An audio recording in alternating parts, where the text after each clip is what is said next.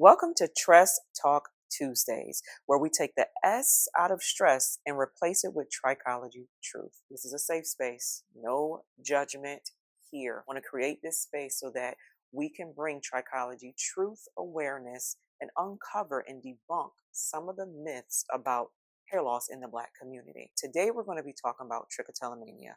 Yes, the hair pulling alopecia, often associated with OCD or anxiety behaviors. This is something that has plagued our community for years. And there are a lot of women that I've serviced in the past and have talked to that are currently suffering with this form of alopecia. You cannot treat this alopecia just by shampooing and conditioning and treating the actual follicle. There is a cognitive component to this alopecia.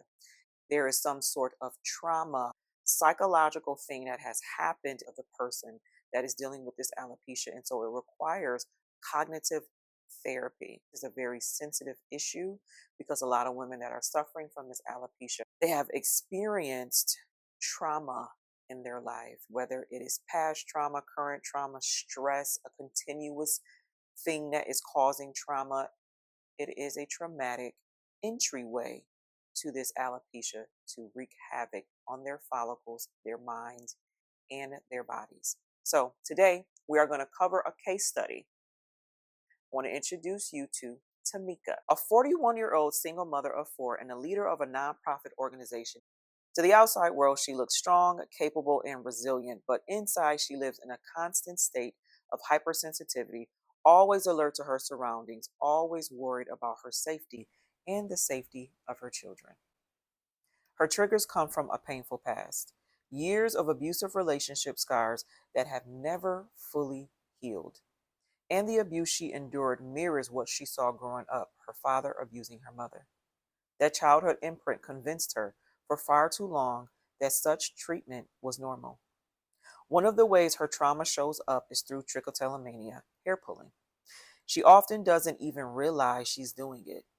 When she's deep in thought, stressed, or anxious, her hands go to the front of her head.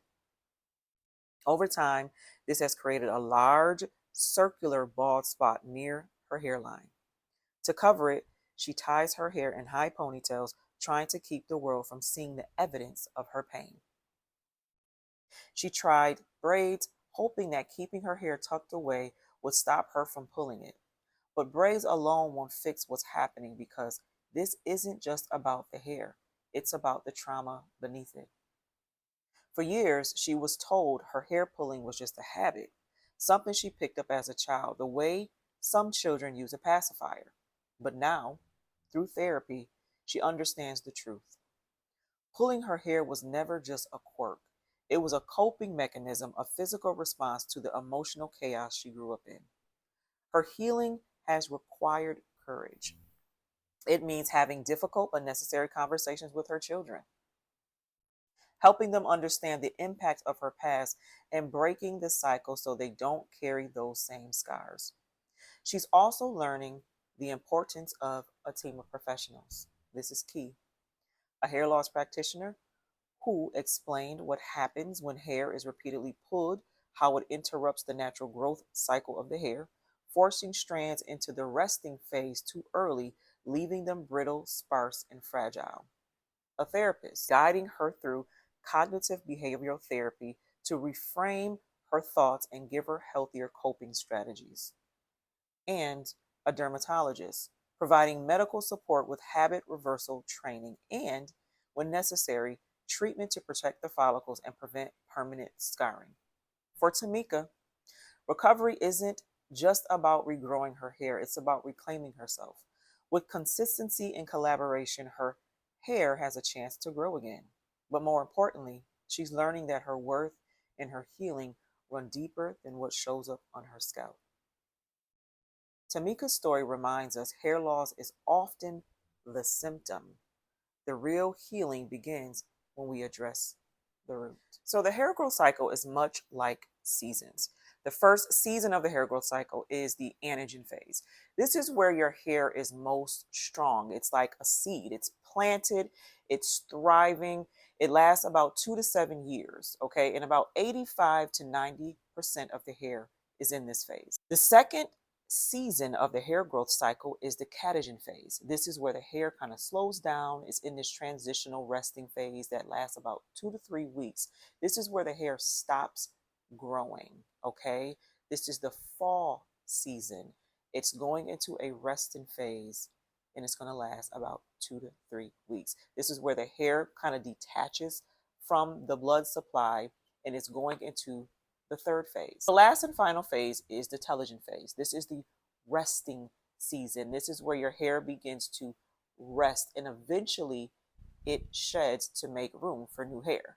This season, this phase could last for about 3 months. 50 to 100 hairs shed during the season is normal. Anything outside of that is abnormal. What happens during trichotillomania, you are pulling the hair outside of its normal season. And so it usually happens in the first season, which is the anagen phase. And so when you are yanking it prematurely out of the anagen phase, you force it to go into the next season without it being ready. Does that make sense? What happens with repetitive pulling, the act of actually pulling the hair out, what that is doing, it's causing your follicles to weaken. They become brittle, they grow uneven, they're short, and then thinning naturally occurs because you are promoting a cycle outside of its own natural routine. And so that's why a lot of people that deal with trichotillomania, they have very short, stubble-like hair in the area that they're pulling. And sometimes the pulling repetitively could also cause permanent hair loss. This is not a bad habit, okay? I want you to erase that out of your mind because that causes shame. What this is your coping mechanism, and coping mechanisms can be trained, and you can do something different, okay? And what I don't want to happen is I don't want you to identify your hair pulling and associate it with shame because you'll never get the help that you truly need. So let's get free. Let's get free from the shame. Let's get free from identifying with what this is in the wrong way. And let's identify what's really going on, and let's treat it at the root. So the question is, can my hair grow back with trichotillomania? The answer is yes. If the follicle is not scarred, okay, if it's not scarred, if there's no permanent scarring there, your hair can grow back. If there is a opportunity for blood circulation to be active, if there is nourishment to the scalp, if there is a healthy routine, and if the pulling stops. That's the key thing. If the pulling stops, the hair can grow back. I recommend getting a team of professionals to assist you. You need a trichologist or hair loss practitioner like myself. You need a dermatologist. You need a cognitive therapist, and those people will work in synergy to bring about some renewal and some hope and guidance and tools, and then also the proper care and maintenance to your scalp. So today I cannot physically be here with you to assess your scalp, but what I can do is offer you prayer. I can offer you hope, and I'm hoping that this video has offered you some kind of clarity to your situation. And so let's pray. And so, Father, I thank you. I thank you for the woman that is watching this video. I thank you, God, that you were the one that orchestrated this divine opportunity, this divine moment, God, that you interrupt her scrolling and you gave her a solution to her need, Father. I thank you, Father God, that whatever she is facing right now, Father, that you would give her hope for her apathy, that you would give her clarity for her confusion. God, I thank you that this video will give her a vehicle of hope and a vehicle of instruction. Father, I pray for her heart. I pray for her heart, Father God. I pray that her heart is open to new things, God, that her heart is not hardened from the pain of her past, that her heart is not hardened from the things that she has experienced, God. If it is trauma that is causing her to pull, if it is trauma that is causing her to have these anxious behaviors, God, that I'm asking that you be a comforter. God, that you stay close to those who are brokenhearted. You stay close to the brokenhearted and you bind up their wounds. And so, Father, we're asking today that you bind the wound of the brokenhearted woman that is watching this video, that you bring life to every dead and desolate place, Father, that you activate her follicles where there is no activation, Father. And I thank you, God, if she has become hardened because of what she's experiencing, God, won't you soften her heart, Father God? Give her a heart of flesh so that she can feel the newness and the rejuvenation that you want to give access to her, Father. I thank you that you will do a new thing in her mind, God. I thank you that you will renew every part of her mind that has been compromised by this traumatic experience, God. I thank you that she will no longer operate in shame or fear, that she will not shrink and hide because she is dealing with this, but God, that you would give her clarity.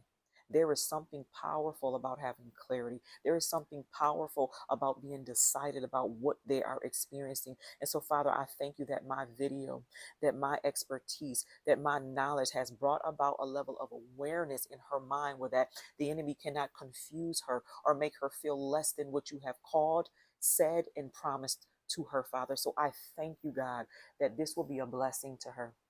I thank you, Father, that she will seek out a team of professionals, that she will get the answers that she needs, Father. And I ask that you would do something miraculous in her life today, Father. Thank you for restoring her confidence, her hope, and I thank you for renewing her mind. In Jesus' mighty name, amen. I am praying that this video blessed you. Walk in hope and renewal. And then until next time, of course, live life on purpose with purpose.